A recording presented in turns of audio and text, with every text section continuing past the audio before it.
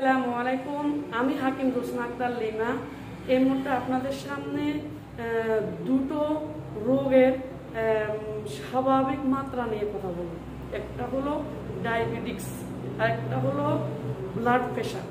অর্থাৎ ডায়াবেটিক্স কত হলে আমরা বুঝি যে আমাদের ডায়াবেটিক্স হয়ে গেছে, সেটা। আর ব্লাড প্রেশার কত হলে বুঝি যে আমাদের ব্লাড প্রেশারটা কোন দিকে আছে, কি উঠছে না লোয়ে আছে। আমি আপনাদের সাথে এটা একটু ক্লিয়ার করে বলবো, আপনারা ভিডিওটা কন্টিনিউ করতে থাকুন। প্রথমে যেটা কথা বলতেছি সেটা হলো ডায়াবেটিক্স। ডায়াবেটিক্স আমরা সাধারণত জানি যেটা আমাদের ফাস্টিং, অর্থাৎ একবারে খালি পেটে কোনো পানি না খেয়েও যদি যেটা আপনারা ডায়াবেটিক্স পরীক্ষা করেন, সেটা যদি আপনার 5-এর নিচে অর্থাৎ 4 পয়েন্টের উপরে 5-এর নিচে হয়, এটা হলো ডায়াবেটিস খালি পেটে যেটা, এটা হলো আপনার স্বাভাবিক মাত্রা।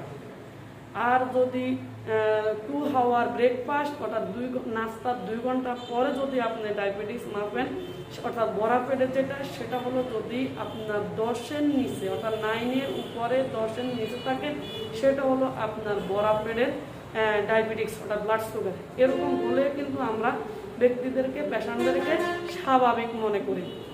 যদি 10-এর উপরে উঠে যান এবং আপনার পরে 5-এর উপরে উঠে যায়, তাহলেও কিন্তু খালি পেটে যদি 5-এর উপরে উঠে আর বড়া পেটে যদি 10-এর উপরে উঠে, তাহলে হলো আপনি ডায়াবেটিসের পেশেন্ট হিসাবে শনাক্ত হলেন। আপনাকে ডাক্তার শরণাপন্ন হতে হবে, আপনার চিকিৎসাধীন থাকতে হবে, ওষুধ খেতে হবে। আর দ্বিতীয়টা হলো ব্লাড প্রেশার। ব্লাড প্রেশারের আরও দুটা দিক, একটা হলো উচ্চ রক্তচাপ, একটা হলো নিম্ন রক্তচাপ, অর্থাৎ হাইপার টেনশন এবং আপনার হাইপোটেনশন দুটোই। তা আপনার যেটা উচ্চ রক্তচাপ, আমরা এটা বয়স ভেদে কিন্তু নির্ণয় করা হয়। আমি একদম প্রাপ্তবয়স্ক কথা বলতেছি, সে একদম প্রাপ্তবয়স্ক। সাধারণত 100 থেকে 130 হলে আমরা এটাকে স্বাভাবিক বলি। আর একই ব্যক্তির আপনার 60 থেকে 80-85 হলে এটাকে আমরা স্বাভাবিক বলি। অর্থাৎ ব্যক্তি স্বাভাবিক আছেন, ব্লাড প্রেশার কোনো সমস্যা নেই। যদি 130-এর উপরে উঠেন, তাহলে এটাকে আমরা বলি উচ্চ রক্তচাপ। ওনার হয়েছে উচ্চ রক্তচাপ, ডাক্তার শরণাপন্ন হতে হবে, উনি উচ্চ রক্তচাপের ওষুধ খেতে হবে।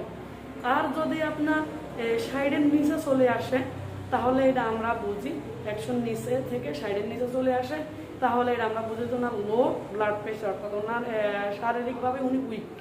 তাহলে তাকেও স্বাভাবিকটা নর্মাল রেঞ্জে আনার জন্য স্বাভাবিক কিছু ভিটামিন অথবা তার কিছু যে কোনো ডাক্তার শরণাপন্ন, তাকে ডাক্তার যাই দেন সেটা গ্রহণ করে তার প্রেশারটা নিয়ন্ত্রণে আসতে হবে।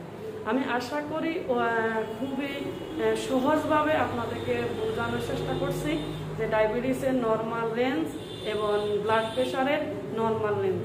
আর এই দুইটা রোগকে যদি আমরা কন্ট্রোল, নিয়ন্ত্রণ রাখতে পারি, তাহলে আমরা আরও হার্ট অ্যাটাক, হৃদরোগ এবং ডায়াবেটিসের গ্যাংগ্রি রোগ, অন্ধত্ব এবং নানা রকমের সমস্যা থেকে নিজেদেরকে আমরা রক্ষা করতে পারবো। কাজে আপনি ভালো থাকুন, সুস্থ থাকুন, আপনার সুস্বাস্থ্য কামনা করে আমি এখানে শেষ করছি। আল্লাহ হাফেজ। ভিডিওটা শেয়ার করে অন্যদেরকে জানিয়ে দিন।